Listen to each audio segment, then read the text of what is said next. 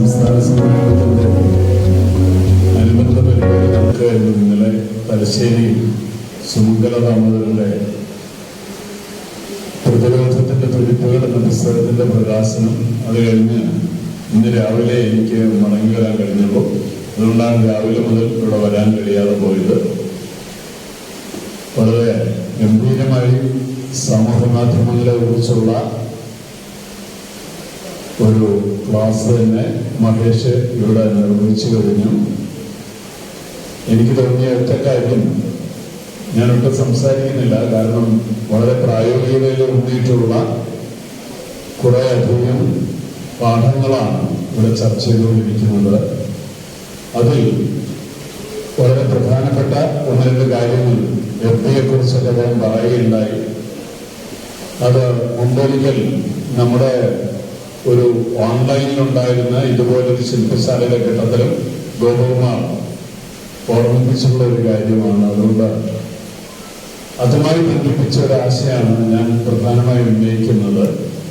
ആദ്യത്തെ 15 മിനിറ്റ് ഇപ്പൊ ഏതാണ്ട് ലിംഗികൾ തീരെ ആരെയും കാണിക്കുന്നില്ല എന്നിടത്തേക്ക് എഫ്ഡി ഒരു തീരുമാനത്തിൽ എത്തിയിട്ടുണ്ട്. നമുക്ക് എല്ലാവർക്കും അറിയാം. ഒരാളെ പോലും കാണിക്കുന്നില്ല. ഈ 50 പേരെ കാണിക്കുന്നു ആദ്യത്തേതെന്ന് പറയുന്നതിനപ്പുറം ഒരാളെ പോലും ലിംഗികൾ കാണിക്കുന്നില്ല. അങ്ങനെ തീർച്ചയായിട്ടും തുളസിയുടെ തുടക്കകാലത്ത് തായാട്ട് ശങ്കരനെ പോലുള്ളവർ, അതോടൊപ്പം തന്നെ അതിനു മുമ്പ് MRCയെ പോലുള്ളവർ പറഞ്ഞുകൊണ്ടിരുന്ന ഒരാശയം പ്രൊട്ടക്റ്റഡ് മാർക്കറ്റ് എന്നൊരാശയമാണ്. അത് വളരെ ഫലപ്രദമായി നടപ്പിലാക്കാൻ കഴിയുന്ന ഒന്നാണ്. സോഷ്യൽ മീഡിയയിൽ പ്രത്യേകിച്ച് ആദ്യത്തെ 15 മിനിറ്റിനുള്ളിൽ എത്രത്തോളം ആളുകൾ ലൈക്ക് ചെയ്യുന്നുണ്ട്, കമന്റ് ചെയ്യുന്നുണ്ട്, ഷെയർ ചെയ്യുന്നുണ്ട് എന്നതാണ് AI-യുടെ ഇനി അങ്ങോട്ട് എത്രത്തോളം ആളുകളെ കാണിക്കണം എന്നുള്ളതിന്റെ മാനദണ്ഡമായി വരുന്നത് നമുക്ക് എല്ലാവർക്കും അറിയാം. അതുകൊണ്ട് ആ ആദ്യത്തെ 15 മിനിറ്റ് വളരെ പ്ലാൻഡായി നമ്മൾ നൽകുന്ന പോസ്റ്റുകൾക്ക് ഈ ആദ്യത്തെ 15 മിനിറ്റ് ഒരു സംരക്ഷിത ചന്ത എന്നോണം ഒരു വലയത്തെ സൃഷ്ടിച്ച് ആദ്യം തന്നെ അതിൽ first like, first post, first share, first comment എന്ന നിലയിലേക്ക് നിരന്തരമായി ഒരു സംഘമായി പ്രവർത്തിച്ച് ഒരു ഗ്രൂപ്പ് വർക്ക് ചെയ്യുന്നത് പോലെ ഓരോ പോസ്റ്റിനെ മാറ്റുക എന്നതാണ് അതിനെ അതിജീവിക്കാനുള്ള ഏറ്റവും നല്ല ഒരു മാർഗം എന്നാണ് എനിക്ക് തോന്നുന്നത്.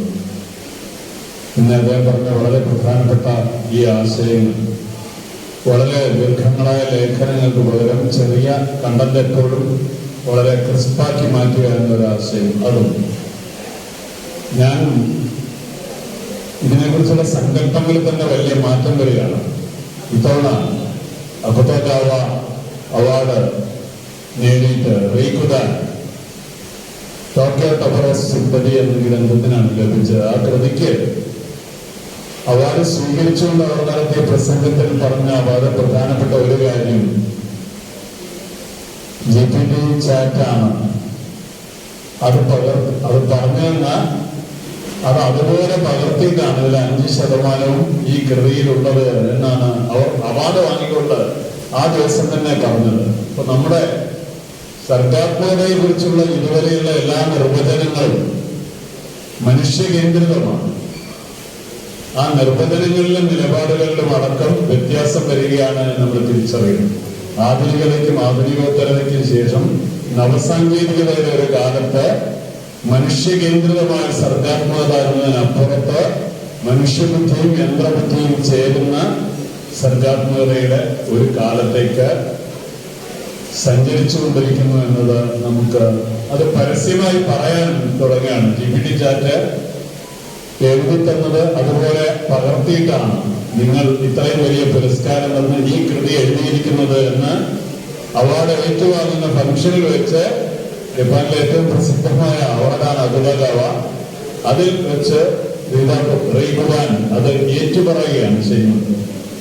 ഇങ്ങനൊരു കാലം വരുമ്പോൾ നമ്മുടെ സമീപനങ്ങളിൽ തീർച്ചയായും ഈ യന്ത്രബുദ്ധിയോടും എങ്ങനെയാണ് മത്സരിക്കുക എന്നത് വളരെ പ്രധാനപ്പെട്ട ഒരു വെല്ലുവിളിയായി തീരുകയാണ് എന്നാണ് എനിക്ക് തോന്നുന്നത്. അതുകൊണ്ടാണ് നാം എങ്ങനെയാണ് ഇതുപോലൊരു സന്ദർഭത്തിൽ വളരെ ആസൂത്രിതമായി തന്നെ പ്രവർത്തിക്കേണ്ടത്.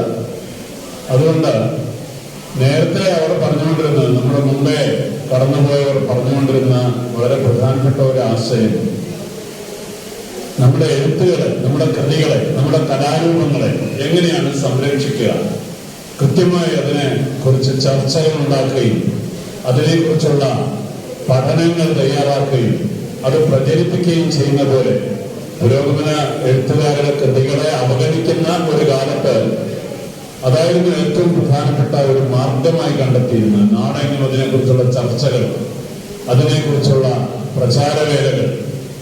അങ്ങനെയാണ് ഈ വലിയ ആശയങ്ങളൊക്കെ യഥാർത്ഥത്തിൽ നമ്മുടെ ഏറ്റവും പ്രധാനപ്പെട്ട കവിതകൾ, കാവ്യങ്ങൾ, ഭാഷാന്റെ ഖണ്ഡകാവ്യങ്ങൾ തൊട്ട് ഇങ്ങോട്ട് നമ്മുടെ നാട്ടിലെ കഥാപ്രസംഗകരും കവിതാ പ്രസംഗകരും ഒക്കെയാണ് നാട്ടിൽ മുഴുവൻ എത്തിച്ചത് എന്ന് നമ്മൾ മറന്നുകൂടാം.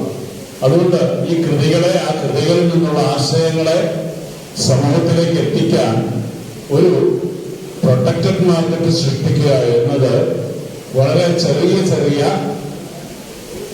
ഗ്രാമങ്ങൾ നഗരങ്ങൾ വളയുക എന്നതുപോലുള്ള ഒരു ആശയമാണ്, ഒരുതരം ഗറില്ല യുദ്ധമുറയാണ്. അതുപോലെ ഓരോ ഇടങ്ങളിലും വികേന്ദ്രീകൃതമായി സൃഷ്ടിക്കുന്ന ഗ്രൂപ്പുകളിലൂടെ ഇങ്ങനെ സംരക്ഷിതമായ ഒരു വലയം സൃഷ്ടിക്കുകയും യുവാസയുടെയും അതുപോലെ നമ്മുടെ ഗ്രൂപ്പുകളുടെയും പോസ്റ്റുകളെ എങ്ങനെയാണ് പെട്ടെന്ന് തന്നെ ആയിരങ്ങളിലേക്കും പതിനായിരങ്ങളിലേക്കും വളർത്താനാവുക എന്നത് നാം അന്വേഷിക്കേണ്ട വളരെ പ്രധാനപ്പെട്ട ഒരു കാര്യമാണ് എന്നാണ് എനിക്ക് തോന്നുന്നത്. പ്രായോഗികതയുടെ ഒരു മണ്ഡലത്തിൽ നിന്നാണ് നാം ഈ കാര്യങ്ങളൊക്കെ ചർച്ച ചെയ്യുന്നത്. പിന്നെ പറയുന്ന വളരെ പ്രധാനപ്പെട്ട ഒരാശയം അദ്ദേഹം തന്നെ പറയുകയുണ്ടായി, നീണ്ട ടെക്സ്റ്റുകളെക്കാൾ അത് ആവശ്യമാണ്. കാരണം നമ്മുടെ പ്രധാന പ്രവർത്തകരിലേക്ക്, നമ്മുടെ കമ്മിറ്റികളിലേക്ക് ഒക്കെ എത്തണമെന്നുണ്ടെങ്കിൽ ആ ആശയത്തെ പൂർണ്ണതയിൽ തന്നെ എത്തിക്കേണ്ടതായിട്ടുണ്ട്. അതോടൊപ്പം തന്നെ വളരെ എളുപ്പത്തിൽ ആളിലേക്ക് എത്താവുന്ന വിധം എങ്ങനെയാണ് വാക്കുകളെ സാന്ദ്രമാക്കുക, എങ്ങനെയാണ് കൂടുതൽ ലക്ഷ്യരഹിതമാക്കുക, ഇങ്ങനെ ഒരു അന്വേഷണം കൂടി നമ്മൾ നടത്തേണ്ടതായിട്ടുണ്ട്. ഒരു ഉദാഹരണത്തിന്, നാം കഴിഞ്ഞ കോവിഡ് കാലത്ത് തുടക്കമിട്ടതാണ് കൗണ്ടർ മീഡിയ എന്ന ആശയം. അത് പി സായിനാഥ് തുടങ്ങിയ പഴയ ഒരു പ്രസിദ്ധീകരണത്തിന്റെ ടൈറ്റിലാണ് യഥാർത്ഥത്തിൽ കൗണ്ടർ മീഡിയ എന്നത്. ആകെ ഒരു 1-2 കൊല്ലം മാത്രമാണ് അത് പുറത്തിറങ്ങിയത്.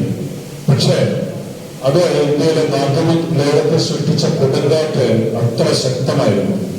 നമ്മുടെ കൗണ്ടർ മീഡിയയും വളരെ ഫലപ്രദമായിരുന്നു എന്നാണ് അക്കാലത്ത് എല്ലാവർക്കും ഓർക്കാൻ കഴിയുന്നത്. എത്രയോ നിർമ്മിതമായ നറേറ്റീവുകളെ അടിച്ചു പൊളിച്ച് അതിന്റെ പകരം സത്യത്തിലേക്ക് സത്യാഭാസങ്ങളെ, അസത്യങ്ങളെ, അർദ്ധസത്യങ്ങളെ മുഴുവൻ ഇടിച്ചു തകർക്കാൻ പോകുന്ന ഒരു മാർഗമായി നമ്മുടെ കൗണ്ടർ മീഡിയയ്ക്ക് പ്രവർത്തിക്കാൻ കഴിഞ്ഞിട്ടുണ്ട്.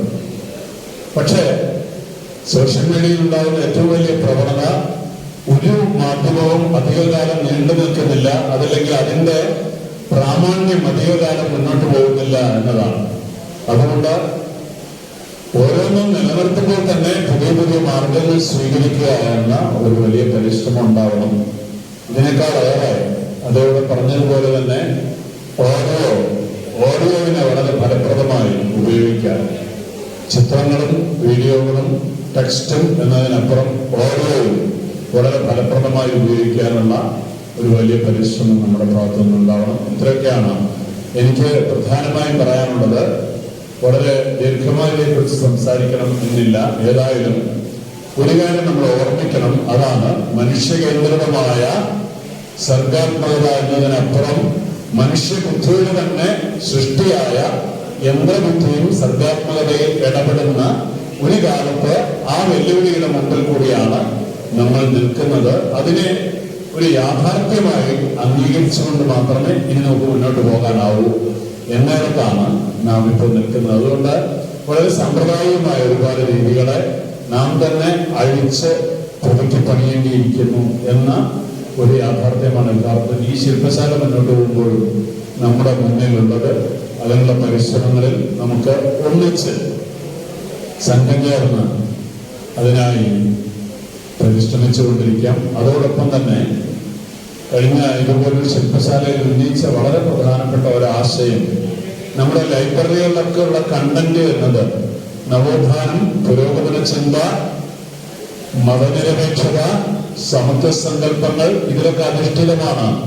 അതിലെ 60-70% പുസ്തകങ്ങളിലുമായി ഇന്നുള്ള കണ്ടന്റ് എങ്കിൽ അതിൻ്റെ എന്നല്ല, മൊത്തം സൈബർ ലോകത്തുള്ള കണ്ടന്റുകളിൽ ആകെ ഈ പറഞ്ഞ വലിയ ആശയങ്ങൾ ഉള്ളടക്കം ചെയ്തിട്ടുള്ള കണ്ടന്റ് എന്നത് വളരെ നിസ്സാരമായ ഒരു ശതമാനമാണ്. അതുകൊണ്ട് എങ്ങനെയാണ് അതിനകത്തേക്ക്, ഈ സൈബർ ലോകത്തേക്ക് മുഴുവനുമായി മതനിരപേക്ഷതയുടെയും പുരോഗമന ചിന്തയുടെയും നവോത്ഥാനത്തിന്റെയും വിപ്ലവബോധത്തിന്റെയും ഒക്കെ ആശയങ്ങളെ, അതിന്റെ ചരിത്രത്തെ, അതിന്റെ ജീവിതത്തെ കൊണ്ടുവരാൻ കഴിയുക എന്ന ഒരു വളരെ സംഘടിതമായ പരിശ്രമം നമുക്ക് ഉണ്ടാക്കിയെടുക്കേണ്ടതുണ്ട് എന്നുകൂടിയാണ് എനിക്ക് ഈ അവസരത്തിൽ പറയാനുള്ളത്. ഈ പരിപാടിയുടെ അധ്യക്ഷൻ ഞാനാണ്. അതുകൊണ്ട് ഇവിടെ കൃതജ്ഞത അറിയിക്കാൻ വേണ്ടി VP സഹദേവനെ സ്നേഹപൂർവ്വം ക്ഷണിക്കുകയാണ്.